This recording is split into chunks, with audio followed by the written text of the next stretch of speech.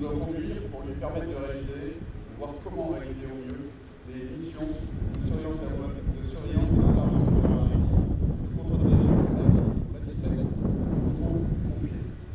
Nous avons aujourd'hui la joie de présenter cet appareil sur les équipes en charge de la maintenance et de l'exploitation de la mise en œuvre, civils et militaires, personnel du GME, personnel du CEDEC.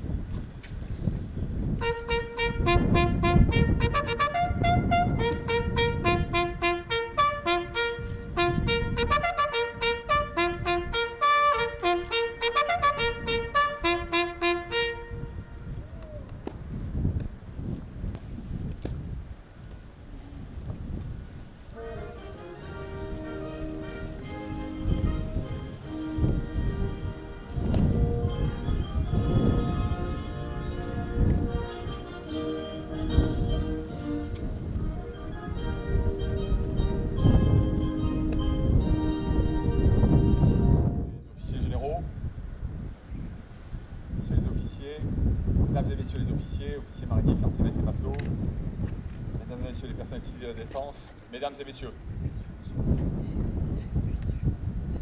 C'est avec un grand plaisir que je me tiens devant vous aujourd'hui pour accueillir le tout premier H-160B au sein de la Marine nationale. L'arrivée de ce premier appareil constitue un jalon important dans le plan de montée en puissance de la flotte intérimaire du H-160. Il résulte d'une excellente synergie entre les industriels du groupement momentané d'entreprises, constitué d'Airbus Hélicoptères, de Babcock International France Aviation, ainsi que de Safran Helicopter Engines et des services étatiques. Je pense évidemment à la DGA, la DMAE, à l'état-major de la Marine, à l'état-major de l'Avia et au CEPA. Je suis certain que cette réception dans les temps est un bon présage pour le bon déroulement des expérimentations opérationnelles sur cette première machine et pour les travaux de modification et de réception de tous les appareils annoncés d'ici l'été 23. Je remercie à ce titre l'ensemble des représentants des différents acteurs de ce grand projet d'être présents parmi nous aujourd'hui. La plupart d'entre vous connaissent déjà l'histoire de ce projet. L'aventure du H-160 débute en 2018 lorsque l'état-major des armées décide de louer une flotte intérimaire d'hélicoptères afin de tenir le contrat opérationnel de la Marine pour les 10 prochaines années. Avec les retraits du service actif du Lynx en 2020 et de l'Alouette 3 en décembre prochain, la flotte intérimaire permet notamment de répondre aux alertes du service public et d'intervention maritime par le H-160 et d'armer les bâtiments de la Marine pour les Dauphins M3, notamment outre-mer, dans l'attente de la mise en service de l'hélicoptère interarmé léger Guépard. Après la livraison du premier H-160 par Airbus Hélicoptère Babcock en mai dernier, la machine a pu être militarisée à minima. Ainsi, un treuil de sauvetage et une boule électro-optique Euroflir 410 ont été intégrés pour assurer les futures missions opérationnelles. Enfin, un travail important a été fait pour protéger la machine contre la corrosion, sujet particulièrement sensible dont le suivi dans le temps sera extrêmement utile pour tout le monde, et pour préparer l'arrivée du Guépard et le rendre résistant aux agressions salines. Le H-160 est également équipé de 2 moteurs Arano développés par Safran Helicopter Engines et intègre plus de 60 nouvelles technologies brevetées telles que les pales Blue Edge ou les écrans Helionix. Alors que les opérations de vérification par la DGA se sont achevées, le CEPA est désormais en charge de la conduite des expérimentations militaires dans l'ensemble du domaine d'emploi aéromaritime de cet appareil.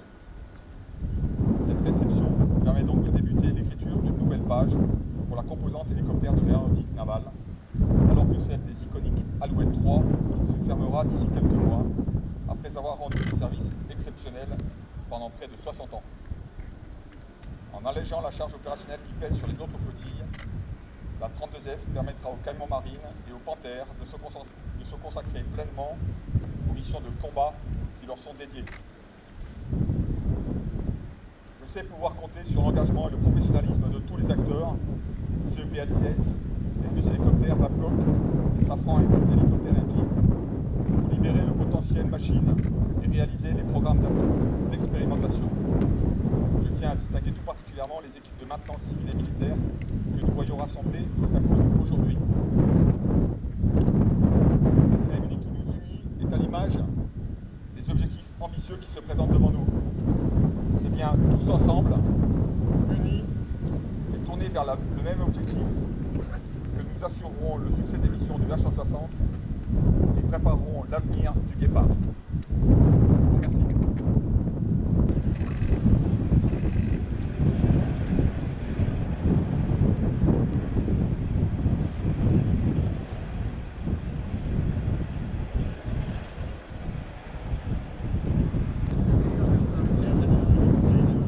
Amiral, bonjour. Que représente ce nouveau H160 pour la marine? Qu'est-ce que ça représente? Écoutez, d'abord c'est un grand plaisir de le voir ici sur le parking, parce que c'est l'aboutissement de pas mal d'efforts de la marine et des industriels pour voir la machine aujourd'hui. Déjà c'est un grand plaisir.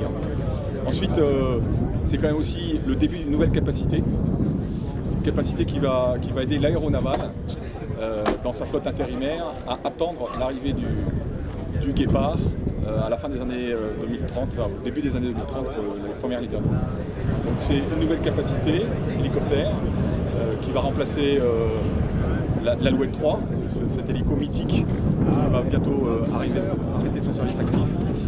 Et ça permet aussi, cet hélicoptère permet aussi de recentrer les hélicoptères de combat vers le Caïman et le Panthère sur leur vraie mission, puisque, comme vous le savez sans doute, le H160 va prendre les missions de service public et d'intervention maritime à la place des Caïmans et des Panthères. Donc pour nous, c'est une excellente nouvelle.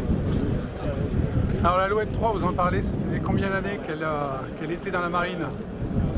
Alors j'ai pas le calendrier exact, mais tout à l'heure dans mon discours je disais 60 ans, vous voyez. 60 ans, oui. Donc à mon avis, quand on va faire la cérémonie de retrait du service actif de l'Alouette, ça va être un événement très très important, en particulier évidemment pour les pilotes d'hélicoptères de la marine. Oui, c'est une page assez longue de la marine. C'est une page très longue de la marine. Et cet hélicoptère qui était finalement pas très armé, a rendu quand même des services éminents à la marine depuis toutes ces années. Donc, on sera triste de le voir partir, et on est bien content de voir arriver dans la flotte intérimaire un hélico comme le H160. Parce que là on passe sur une évolution technologique importante sur ce type d'appareil. Oui, et ce que j'ai pas dit tout à l'heure effectivement, c'est que ce H160 c'est aussi pour nous la préparation de l'arrivée du Guépard. Puisque vous le savez, le Guépard c'est une version militarisée du H160. Donc effectivement c'est un vrai saut entre l'Alouette 3 et le H160, il y a un vrai saut technologique, ça c'est évident. Merci à vous en tout cas. Merci.